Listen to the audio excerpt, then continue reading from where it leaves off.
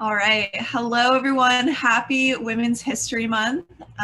Welcome to BME Women, Breaking Barriers in STEM, hosted by the Department of Biomedical Engineering here at Columbia University. My name is Rebecca Noel. I'm a second-year PhD student in biomedical engineering, and I'm also the academic chair of Columbia's BME Graduate Organization of Biomedical Engineers, or GoBME. Hello, I am Melina Tourny and I will be co-moderating this event, so welcome everyone. I'm also a second-year PhD student in biomedical engineering, and I'm a board member of the graduate student community of the Society of Women Engineers, or else GradSWE. So in today's webinar format, our panel will discuss several topics related to their journey in STEM for about 30 minutes, and then we will leave the remaining 30 minutes for a Q&A session. So throughout the discussion, please feel free to use the Q&A feature at the bottom of your screen, not the chat, to submit any questions you might have for our wonderful panelists. And we will try to address as many questions as possible during the second half of our program. Great. So today we are excited to welcome our amazing panel. Columbia BME professors Catherine Ruther and Nadine Shaheen, BME PhD alumna Marilena Karakatsani, current BME PhD student Kaveri Thakur, current BME MS student Maria Fernanda Lopez, and current BME undergraduate senior Ketsia Zinga. Welcome, ladies. Let's begin by having each of you give a quick self-introduction.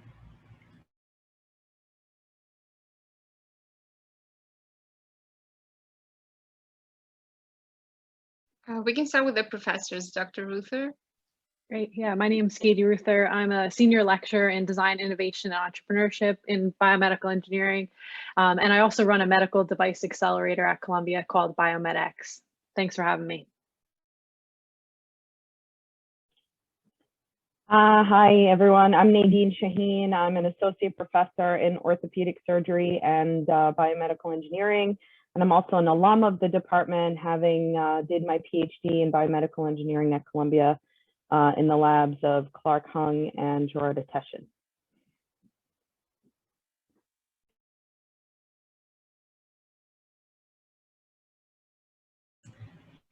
Marilena, if you want to share now. So hello everyone, I'm Marilena. I'm a recent BME graduate and from Alisha Canovagos lab, and I'm currently working as an associate scientist at Regeneron, specialized in image analysis. And thank you for the invitation, and I'm glad to be here with this amazing panel and audience. Hi, I'm Kaveri Thakur, third-year BME PhD candidate in the lab of Paul Scheide. I work on developing deep learning algorithms for detection of eye disease. And yeah, thank you so much for inviting me to be on this panel. Looking forward to it. Hi, my name is Maria Lopez. I'm a biomedical engineering master's student with a concentration in neural engineering. I'm as well an international student and just very happy to be here in this panel tonight. Hi everyone, I'm Ketsia Zinga. I'm a senior here in Columbia BME. I guess this fall I'll be starting a PhD in some sort of BME program. Not sure yet, but happy to answer questions.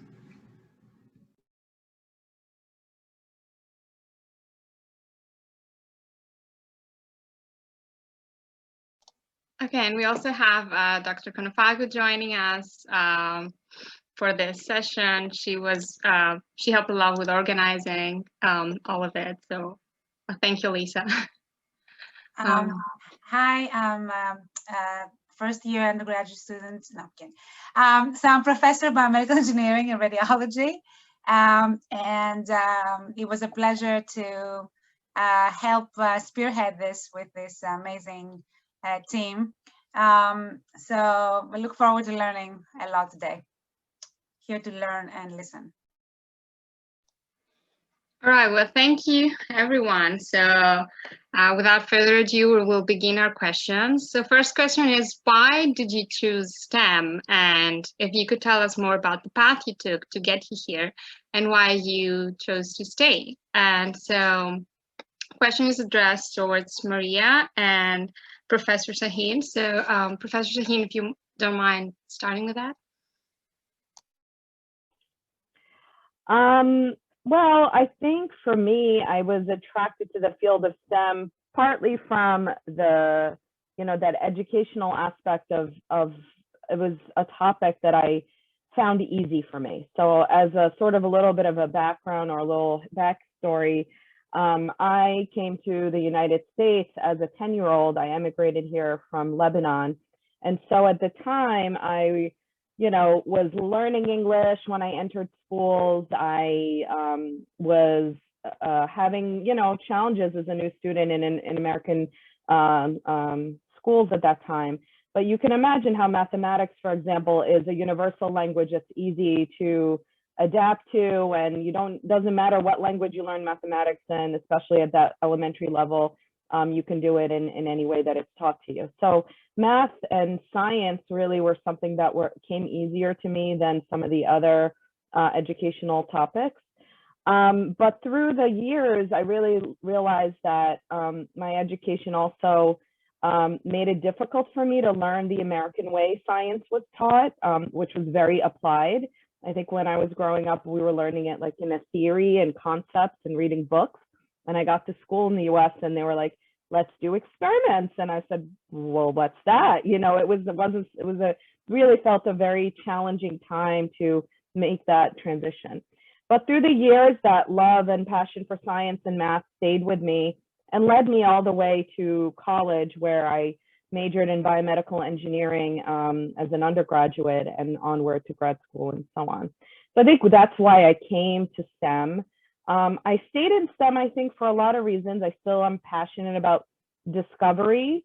I don't think I would be honest with you if I said I came to it because of that. I think it was, for all these other reasons, but that's sort of why I stayed. I think there's an ease and fluidity to it, a satisfaction of making discoveries and building knowledge that I think is really important. And I actually think the scientific field has an element of creativity that maybe we don't often talk about. And I feel like STEM allows me to express my creativity as well. So it's not just in the arts that one can do that.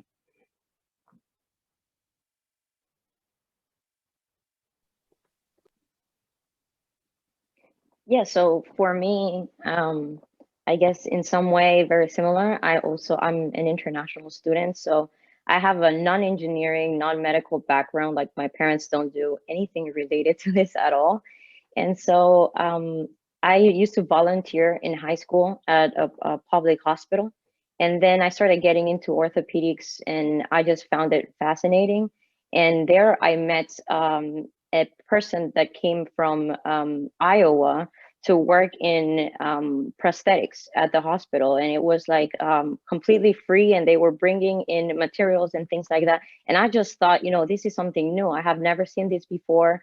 How can I be a part of something like this? And I think that was the first initial time I found myself just captivated by the field. And then I knew it was something I was not going to be able to do in my home country, sadly. So I chose to move to the US after high school and come for college. And throughout the years, I've changed a bit. I started, very interested in orthopedics and prosthetics, and it's something I'm still very interested on, but I've transitioned a bit into like neural interfaces. And I think finding that one click for me that, being able to combine neuroscience and technology is what just made me stay. I found that, there's so much promise in the field, and that there's so much more discoveries that can be done that can be very helpful to science and medicine. So I'm looking forward to see where I'm just starting my career. So I'm very much looking forward to see what's coming next. Well, thank you. Those were both two wonderful answers. And I'm sure a lot of people in the audience, myself included, can identify with the fact that math is a universal language, and it's also kind of passport to get you anywhere, because as an international student also I was searching for a field to be able to study that abroad, and not be just limited by the resources that were available in my country. Yeah, thank you. Great, so we're going to move on to our second question, and this one is directed again at Maria, and this time at Kaveri as well. And we're wondering who has or currently does serve as a mentor to you, and who have you looked up to throughout your career? And this could be related or not to what you've chosen as your academic trajectory and subject of interest so far.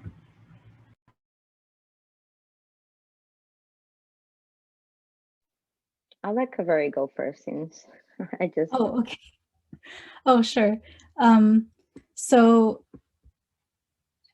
I've been like really fortunate to have mentors probably throughout my life, like starting from my parents all the way now to my professors and fellow students.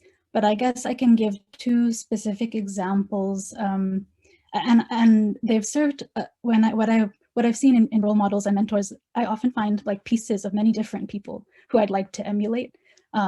And so, but maybe I can give two specific examples because they kind of shaped my career path. So in high school, I had a really awesome chemistry teacher. And so that's where I really started to see the value of a very good teacher, like both being able to articulate things very clearly and logically, but then also having passion for their subject. And so that kind of is one of the main reasons why I even wanted to pursue a PhD, because I wanted to be like that, to be able to convey knowledge in that way.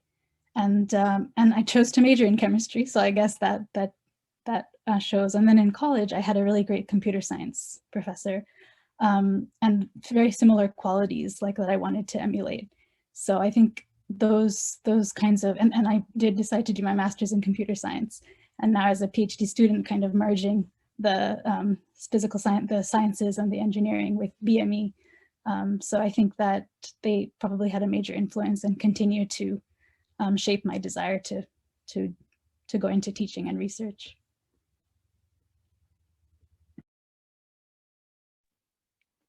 So just like Kaveri, there's been like multiple people that have helped shaped my trajectory to this point.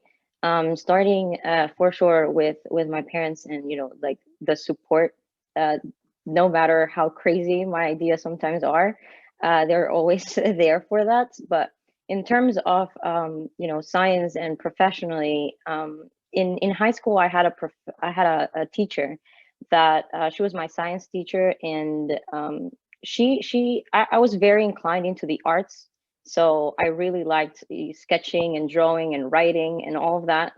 And she made me direct that to science. She was like, you can be creative in science. And I think that helped me find questions in things that I didn't know I could ask questions at. So that was my first like mentor in terms of getting into a more science path. And then throughout college, I had a mentor through an internship I made that introduced me to neural interfaces. And I think also, besides helping me with the technical skills and teaching me a lot in terms of what I wanted to do in my career, he absolutely pushed me to get out of my shell and be a different person in terms of knowing how to network and getting all those soft skills that are very important in any field that we partake in, and also helped me believe a lot in myself. And I think that is something that was a breakthrough for me. So definitely very thankful for those people. Great, thank you both so much. Yeah, mentors are have a huge influence over our experiences, and I think probably most of the panelists would agree that we owe a lot of where we are today to our mentors. So with that, let's move on to the third question. So next question is, what are some of the challenges you've faced in your journey, whether or not these were related to you being a woman in the field of STEM or not? and the questions addressed towards Ketsia and Catherine Ruther. So Ketsia, if you want to go first. Sure. Thanks for the question. So for me, I think one of the pivotal kind of challenges I faced was, so I went to school at a smaller public institution, and I was really kind of like a big fish in a small pond, I guess you can say. Really excelled with engineering and you know, like internships and all that stuff.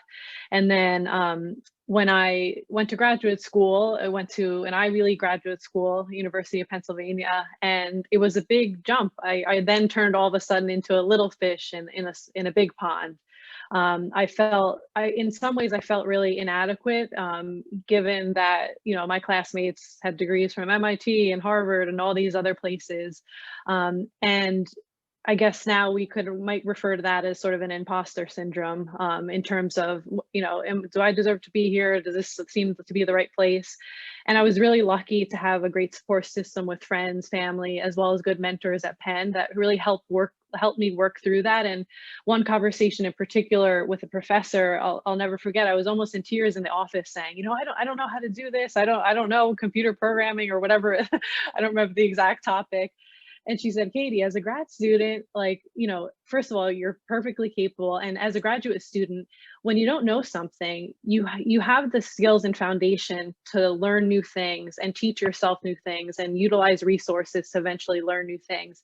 And part of that really switched my mindset, or helped me switch my mindset to realize that it's not about comparing yourself to others. It's more about your own growth and development. And I found a quote that said, you know, the goal isn't to be better than anybody else. The goal is to be better than you were yesterday. And really internalizing this growth mindset has really helped me even today, and has given me confidence when, even if I'm in a room, and I actually now enjoy being in rooms when I feel like people are smarter than me, because I see this as an opportunity to learn and grow. So it's really flipped in terms of my attitude towards that. I definitely relate to a lot of what Professor Ruther said, in terms of like imposter syndrome, switching from a school that's like very, very diverse to like a program that I sometimes did not feel that way. I think like the biggest challenges I've had are like figuring out how to like navigate spaces. So going from like high school to college, my parents didn't go to school here, so they couldn't really help me with that. So it felt in a lot of ways like I was on my own trying to figure things out. And luckily I had friends that were going through the same thing. But then coming to college, being like, I think I want to get a PhD, and not really knowing what that means and not really knowing who to ask. I think that was a huge challenge, just trying to figure out, you know, like who can I ask for help and who's actually going to be helpful, and who's not going to look down on me for not knowing something. But I think I remember like very distinctly one time being like, I don't know how I'm going to pay for a PhD. And then like somebody looks at me and like, you know, you don't have to, right? And I was like, what do you mean? So just like learning things and, you know, like figuring out like what I don't know and how to get the answers has been, you know, a big thing. And I think in terms of being like a woman in a lot of spaces, I know I'm going into like a research field that's pretty like male dominated. In that sense, I don't really know what that's going to be like. I don't know how to prepare myself for that kind of space. So that's another challenge, maybe self-imposed, and maybe I'm getting too much in my head about it, but I think might also be a common thing that we would all experience, like not really knowing how to anticipate or not knowing how to navigate a space where you might be the only one of your certain identity.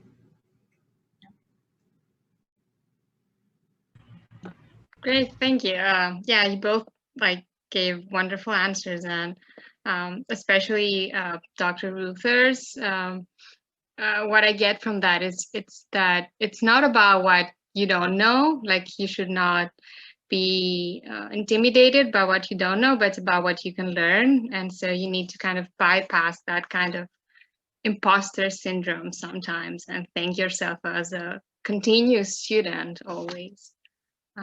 Great, thank you.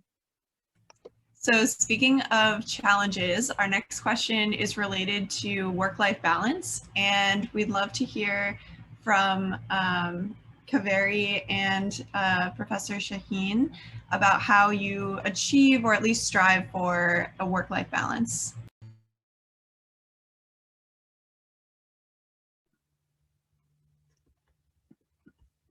Maybe Professor Shaheen, would you like to go first? Kaveri, you can go first. Go ahead. Okay, I can take a stab. So I guess for me, the strategy that has helped, I guess, is maybe kind of counterintuitively is to stay very busy, in the sense that I think there's like a theorem or a saying that if you have a certain amount of time to get something done, then and a certain task to do, it'll fill that time. So if I get involved in many things, like for example, and many varied things. For example, in my case, I really enjoy music, and I've played clarinet almost since high school. So having like a time for music, for practicing music or participating in band, or even just listening now in this virtual environment to past recordings that are put on by Lincoln Center, to have a time when I set for that. And then time for other things that like my leadership activities, like IEEE and BS, then since I know I need to do those, or at least those are on the calendar, then my work kind of has less time in which it needs to efficiently also get done. So I think that helps me then to like put a break and do the other things that also rejuvenate me and then help me also be more productive at work in turn. And so, yeah, I think that has been a really helpful strategy.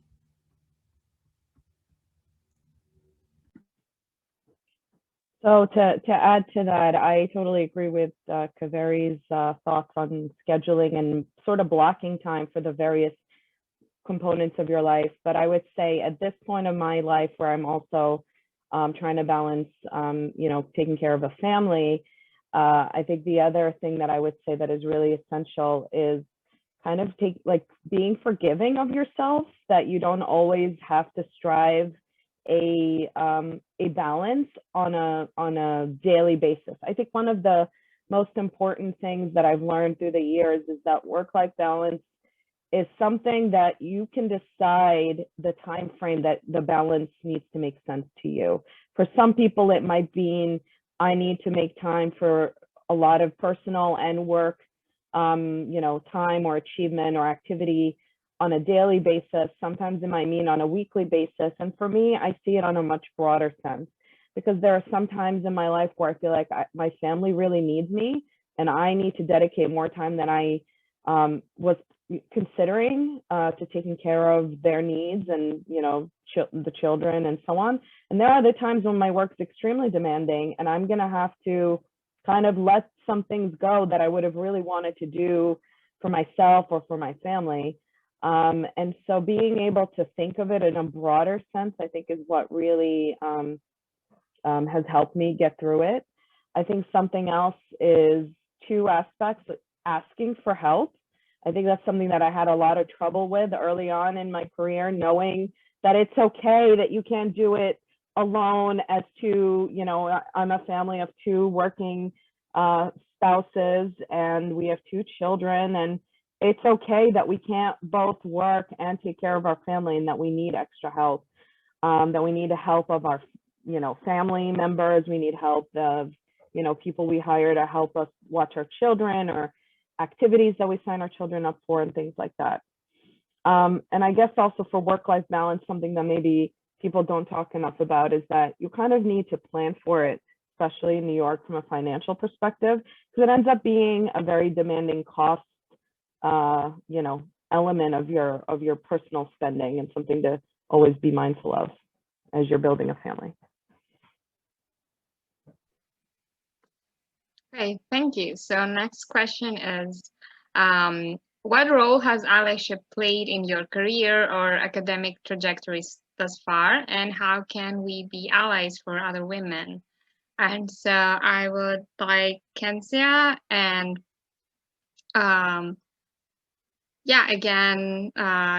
Professor Shaheen address that. So Professor, if you don't mind taking that.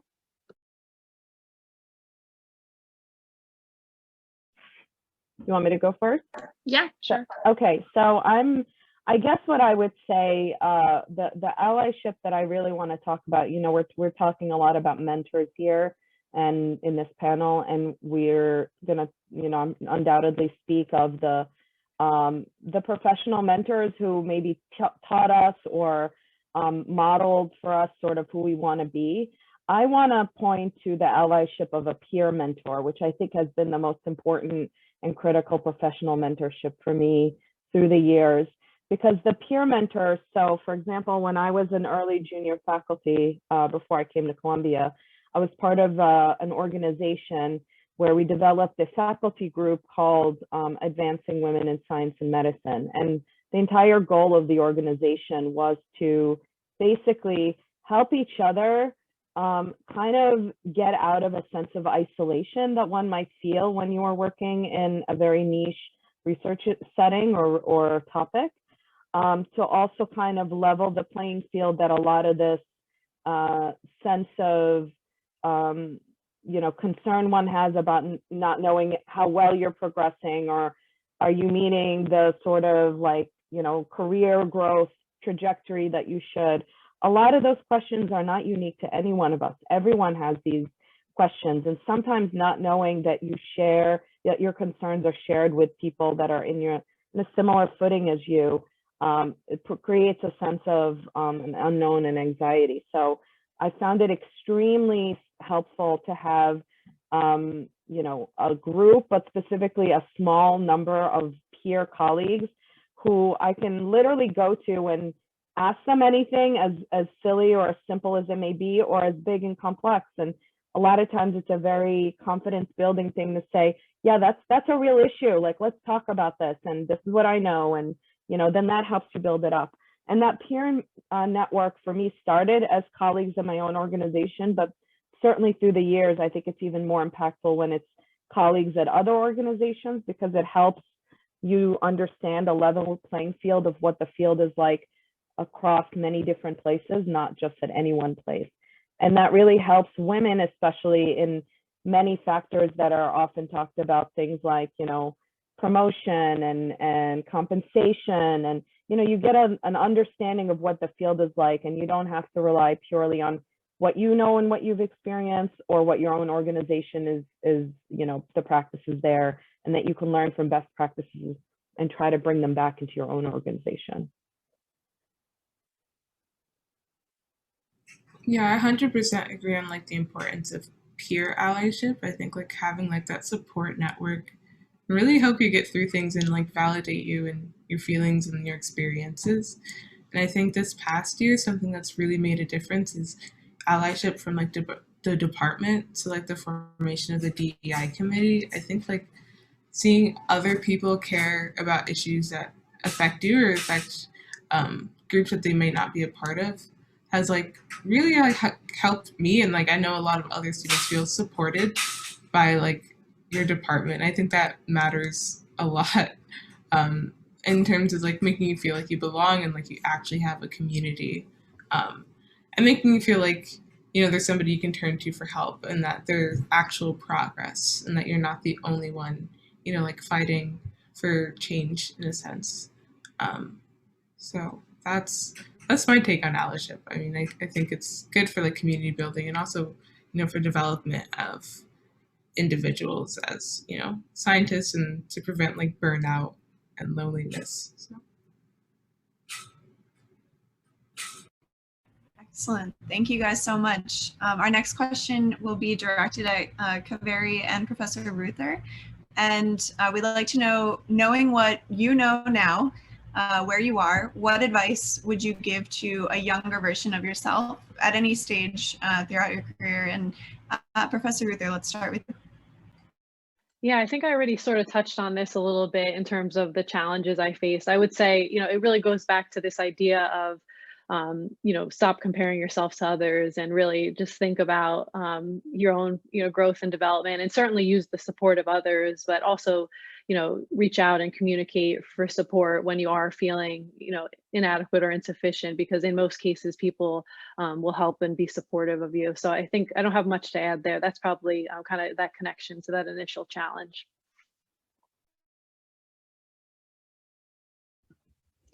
Yeah, I think I very much agree with what Professor Ruther said. And I think someone else also mentioned that as we the higher we go in schooling, the more we realize how much we don't know. And so I think if I could tell my younger self something, it would be that like a sign of intelligence is not always just knowing the answers to all the questions, but knowing that you can reach out to others and to other resources to get those answers, and to not feel like inhibited by not knowing something or being stuck or feeling like you have to drill at something until you can find it and you can't seek help from others. So I think that freedom to know that earlier, like even like at the stage of starting college, for example, knowing that you can go to office hours and not just feel like you need to work on a problem set by yourself, and if you can't figure it out, something must be wrong with you, but that in fact finding and searching out for those resources and finding those teams is one of the first steps, I think, that as we get older is so valuable, because no problem can be solved just by ourselves. And it's probably a quality that like all the professors around us have very well, that they can form these teams of graduate students with all multiple skills to solve these major problems. So being free to find those resources and not feel like it's a downside, but actually a strength, is something that I really wish I had known earlier. Thank you. Well, thank you both. The next question is, what are your thoughts on the choice of a career in academia versus in industry? And the question is addressed for Marlena and Professor Shaheen. So Marlena, what are your thoughts? So in that question, I just wanted to add a very interesting way of thinking that someone recently brought my attention to, that the life is full of crossroads. It's not a right and wrong path, but it's a path that you take, and with hard work and learning by your own challenges and mistakes, it can only lead you to success. So a lot of time you think back and you question your choices. Either it is academia versus industry or major A versus major B. So every path you take can only lead you somewhere good, as long as you become a better self of what you were yesterday, as Dr. Ruther said. So I'm a very new member of the industry world, but my job is very close to research. So I would say that it's not a competition between academia or research. I want to believe that you can always go from one to the other. Of course, there are issues, there are caveats, there are things you have to overcome, but it's all about of what you envision yourself doing.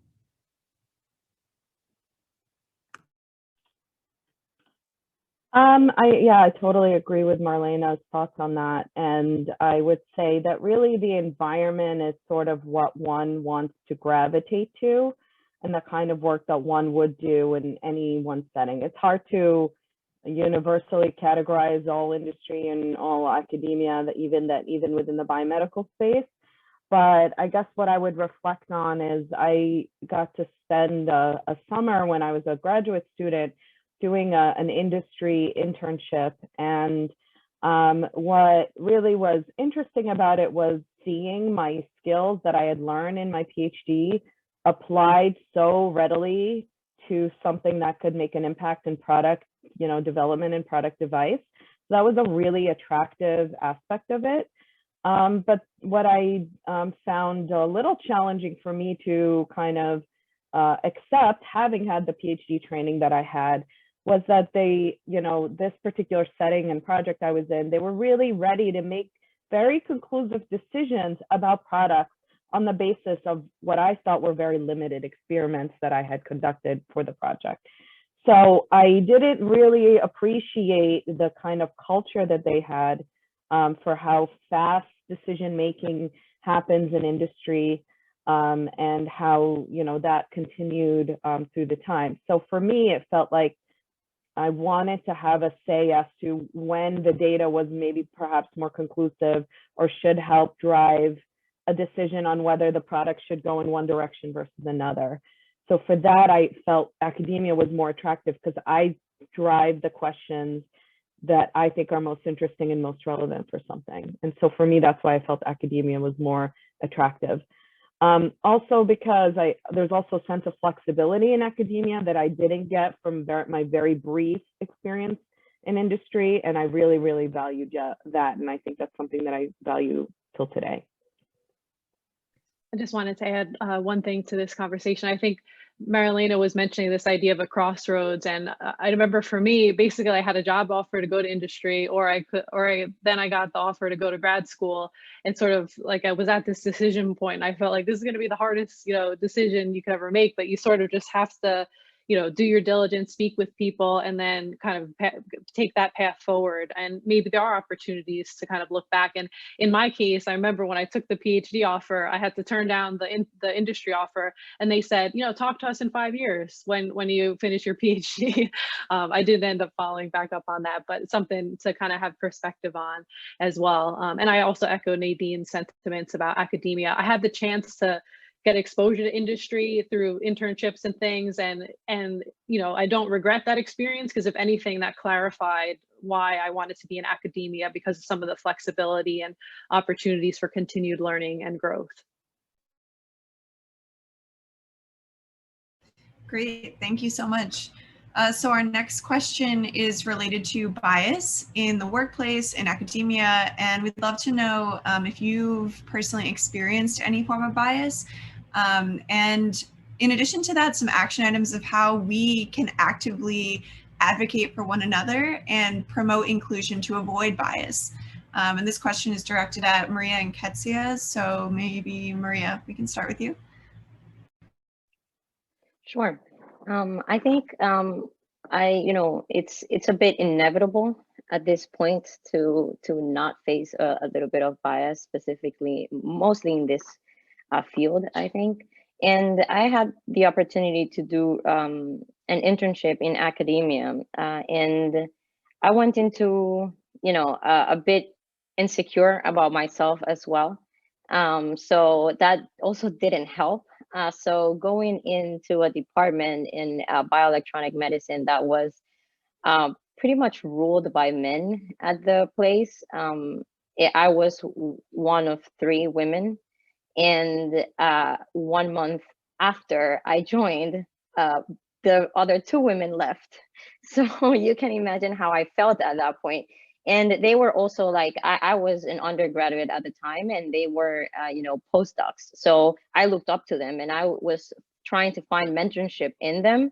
But they left pretty quickly and left me with not a lot of choices. I was very lucky to have a mentor that knew that saw that I was able to be, outspoken with, and made this point. I was like, I feel like I cannot participate in meetings, or every time I participate, I don't, my idea kind of doesn't go far enough to even be acknowledged. So it is hard. And I thought it was a bit, at least in that situation, not something I could have avoided. I just had to learn on how to, be more outspoken and talk with more confidence. And I think that took some time for me to learn.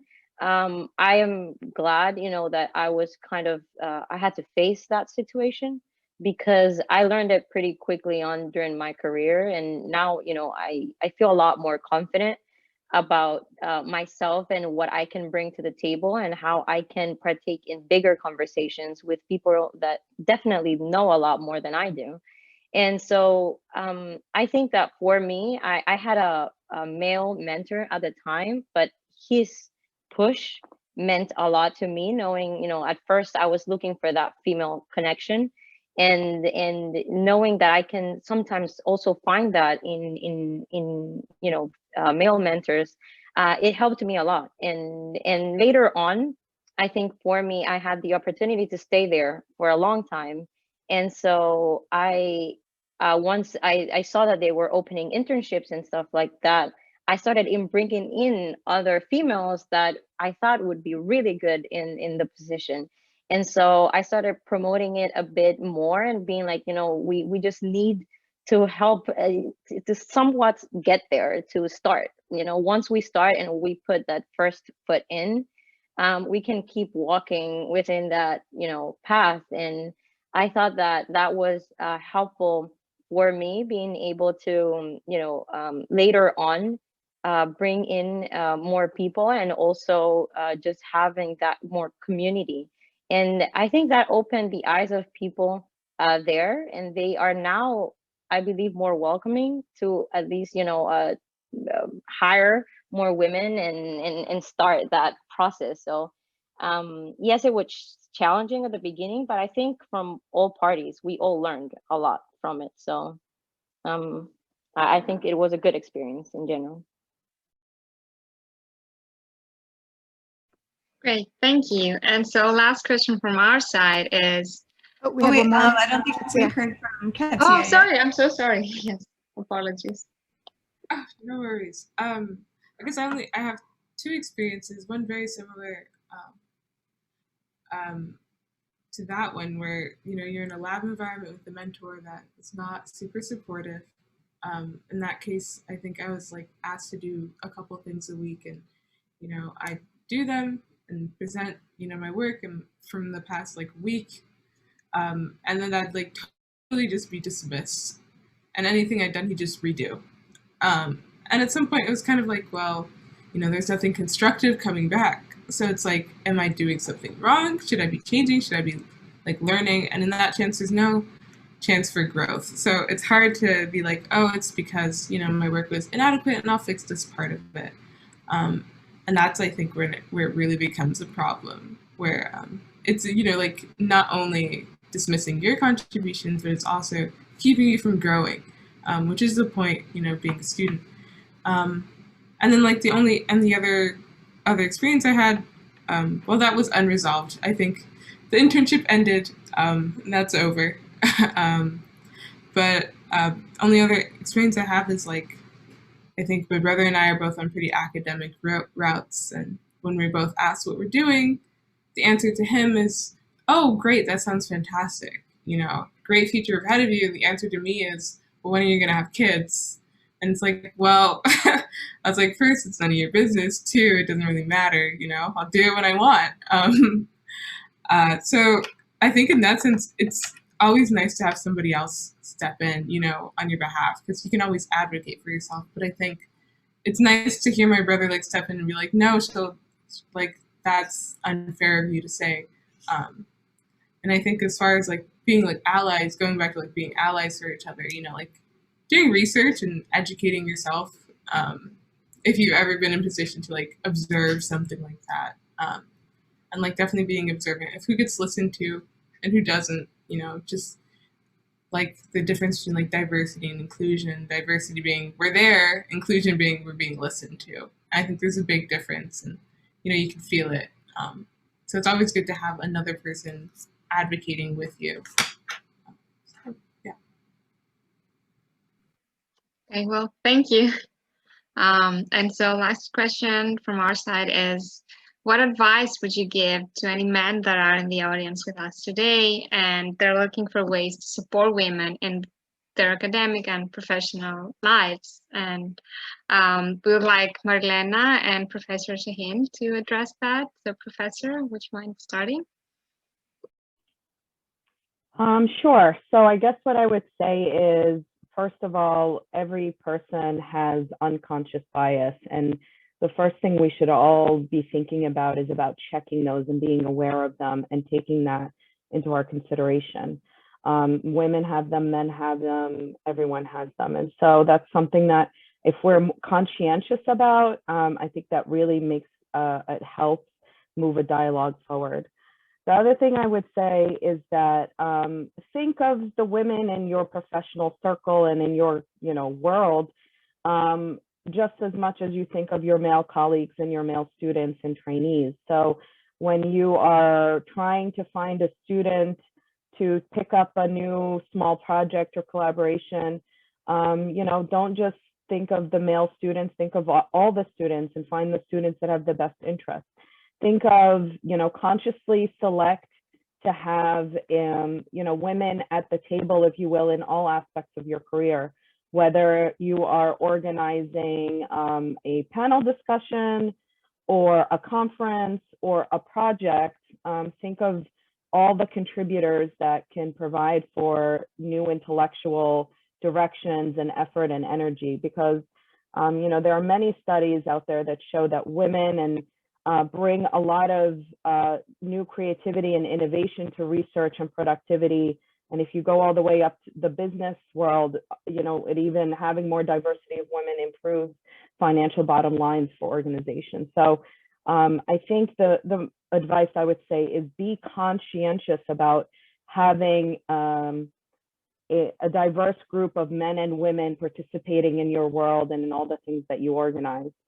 And then maybe the other thing to say here is to be brave in that if you see your male colleagues who are not aware of their own biases, help them see that. Speak up to them. You can do it privately. You don't need to, you know, do it in a setting that will make them embarrassed or look bad, but help change that culture privately, one person to another. I think, for example, thinking about how last year, Francis Collins, the director of the NIH, put out a statement that he's going to refuse to participate in any conference where there are not strong representation of women in the conference, that he's no longer going to accept those invitations. For some men in the field, that was the first time that it occurred to them that there are conferences that don't invite women speakers. I mean, that shouldn't be in 2020 the first time that you realize that. It's a brave and strong and important message that Francis Collins provided, but that kind of awakening needs to happen on a personal level for a lot of people still today.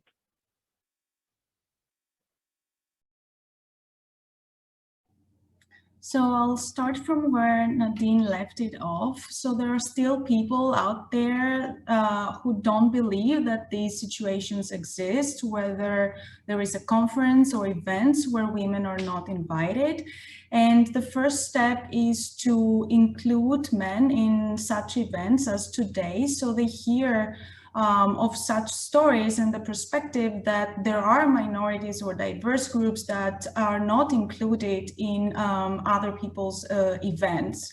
And from that, I'm going to go to two main pillars of this question that the way I would answer is that the future is a skills world. So we have to leave the past behind of male, female, and whatever other differences we may have, and think of the future as a world where new technologies and our society is a dynamic one. New technologies come in, new skills are created, and new roles. And as fast as they appear, the old ones do disappear. So we have to form hiring opportunities and interviewing sessions and professional events in the sense that is oriented around skills of people and not what people these skills come from. So this way, bias will be decreased. And the other important issue is that we have to commit to inclusion. The story doesn't end when we hire more women. We have to develop and cultivate the ethics and the culture within a company or within a lab or within an academic environment where these people can develop as personalities and as employees. So in that sense, we need to make a conscious inclusion setting for everyone.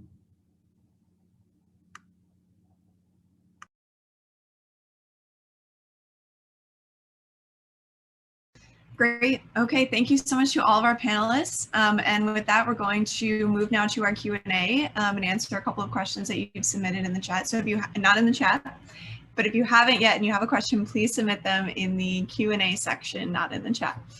Right, so our first question is for panelists who've experienced both industry and academia. We've talked a little bit about this already, but in particular, what types of adversity have you faced as women in STEM in terms of being taken seriously, the amount of work that you're given, the type of work that you're given, and has there been any discrepancies that you've noticed between yourself and your male colleagues? And this is open to anyone who feels they have a comment on it.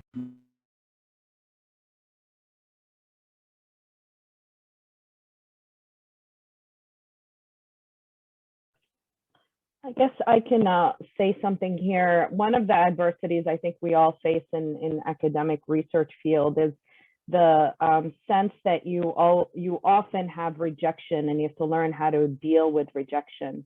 Whether you're writing manuscripts or grant proposals, you know, when the funding line is less than 10%, that means 90% of proposals or more are getting rejected, and you're undoubtedly in that rejection pile. I think the feeling that how we process rejection may differ, obviously, between individuals, but also may differ between men and women, where perhaps some male colleagues might feel like the rejection is, you know, part of the process and it's just, you know, water under the bridge, whereas I took it very personally and had a hard time in the beginning learning how to adapt to that. You know, I'd have a hard time reading my summary statements because I would get so upset seeing the kind of like language and the pushback that was coming through. It takes time to learn how to adjust to rejection, but I also needed to teach myself about kind of finding a cooler time of my emotions, dealing with the emotions, putting it aside, and then coming back to that and really giving it an unfiltered, unemotional read on what the comments were in these rejection statements for grants, for example. So I think some of those differences between men and women certainly stand out and perhaps affect how I respond and how I strategize to move forward with the project compared to a male colleague. I'd like to answer also that, you know, following Nadine's statement, which is, I mean, I think it's also, you know, what happens in women is self-perception of being inadequate that I think on the average is a little bit more enhanced than men. So it is almost like a self-fulfilling prophecy. If you feel like you're constantly inadequate, right, that people will see you that way. I mean, you know, you project what you feel a lot of times, and I'm all for humility, don't get me wrong, but there is a fine line when you know you're doing something well and you're presenting it, and you basically, you know, are saying how many ways this thing is really bad. So, I mean, you are not helping yourself, right? Again, it's not about over enhancing, but it's also giving yourself some credit. And I think on the average, women give less credit to themselves than men. So I think that the tide is definitely turning over the past 25 years that I've been in doing research. I've seen that men are much more welcoming women. It was, I'm sure, much more difficult in the past, and it still is in certain fields. In engineering, you know, we're not known for having majority of women, although BME is a bright example of that. Not majority yet, but I think it's equality, or whatever that is. So equity probably, but we have pretty much, you know, even numbers of women, and that is how you turn the tide. This critical mass of saying, you know, I can do it. I can do it well, and people see that. So I think in other disciplines of engineering, I think is much harder. And there is this notion still that you have to do double or triple the, you know, the work to feel that you're doing something that is as good, but also for the others to accept you. So that's not going to leave us for a while, but at least knowing that gives you a little bit more of a conscientious way of doing things, I think, going forward. Great, thank you. Next question comes from Carmen Morales, and question is, have you ever feel lost regarding the scientific field you wanted to focus on, and how did you take this decision?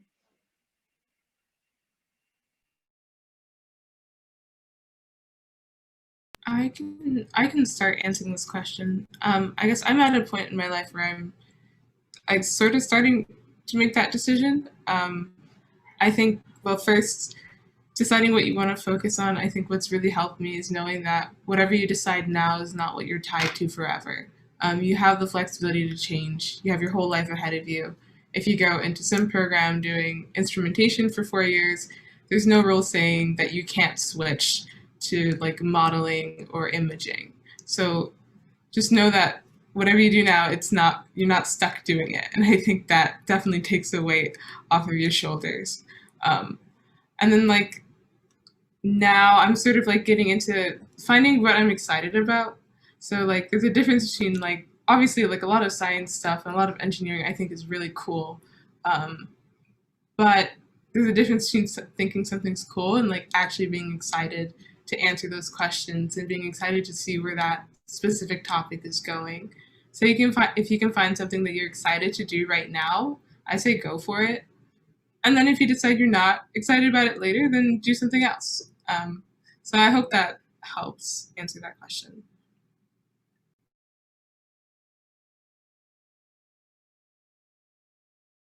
If you don't mind, that was very well said, Ketsa, but also feeling lost is not a permanent feeling.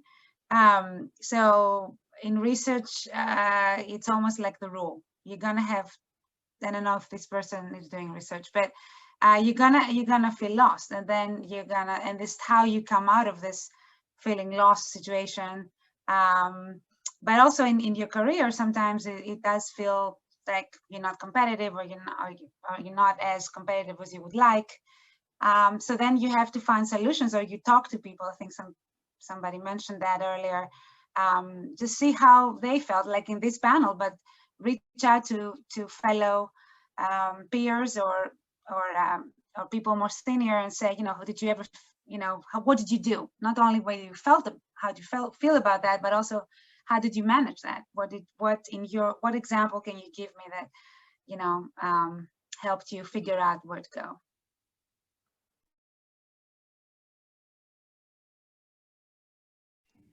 Okay, thank you. I think we might have a minute for one super quick question, and that would be, do you have any advice for women entering the BME field as master's students? What skills and preparations do you think are indispensable to be more competitive and success in the field? Dr. Ruther, would you like to super quickly answer that? Yeah, sure. So from our experience, and we've done a lot of like discussions with industry about what skills are necessary for master's students. And I think the biggest thing is like teamwork and the ability to communicate and you be an effective team member. But then in terms of other more technical skills that are going to be relevant for master's students is anything that's really more applied. So like you said, maybe, specific software like SolidWorks or CAD, or Python coding, kind of having some of those core technical skills is going to be important as well for master's students. So I would say those two things. Great. Well, thank you. I think that's all the time we have for today. And I would like to thank our panelists for their participation, and thanks everyone for attending. We look forward to seeing you at our next Columbia BME event, which is actually now at 2 o'clock. I know Alexis has sent the registration link in the chat if you want to join us. So BME PhD alumni, Dr. Krista Durney is going to have a nice chat and conversation. Yeah, thank you. One last thing, if you are interested in following along more with our department, you can follow us on social media at Columbia BME on Twitter and Facebook, and Columbia_BME on Instagram for updates, future talks and panels and things of that nature. And other than that, thanks again for joining us and have a great weekend.